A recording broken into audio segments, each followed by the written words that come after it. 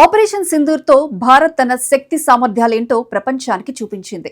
పాకిస్తాన్లో ఉగ్రవాదుల శిబిరాలపై దాడులు, తర్వాత ఆ దేశం ప్రయోగించిన మిసైల్స్ ను తిప్పికొట్టడంలో సక్సెస్ అయింది. దీనికోసం భారత్ శక్తివంతమైన ఆయుధాలను వాడింది. ఇప్పుడు మరిన్ని ఆయుధాలను తమ అమ్ముల పొదిలోకి చేర్చుకునేందుకు రెడీ అవుతోంది.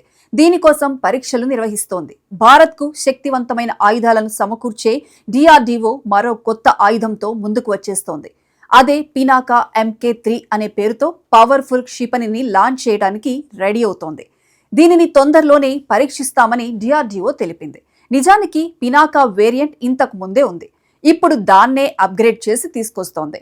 పినాకా 1 పరిధి 40 కిలోమీటర్లు, పినాకా 2 పరిధి 60 నుంచి 90 కిలోమీటర్లు. ఇప్పుడు కొత్తగా పినాకా 3ని తీసుకొస్తోంది. దీని పరిధి 70 నుంచి 120 కిలోమీటర్లని తెలిపింది. అంతేకాదు, ఈ ఆయుధం 250 కిలోల వార్ హెడ్తో వస్తోంది.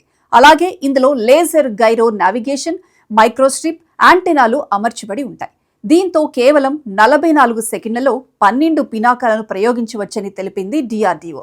దీనిని భవిష్యత్తులో 200 నుండి 300 కిలోమీటర్ల పరిధిలో కూడా ప్రయోగించాలని యోచిస్తోంది.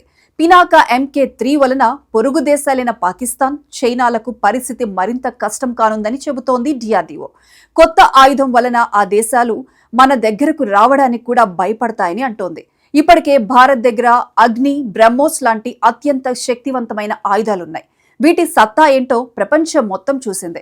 ఇప్పుడు పినాకా 3 కూడా వచ్చి చేరిందంటే భారత్ను ఢీకొట్టడం ఎవరి వల్ల కాదని DRDO అంటోంది.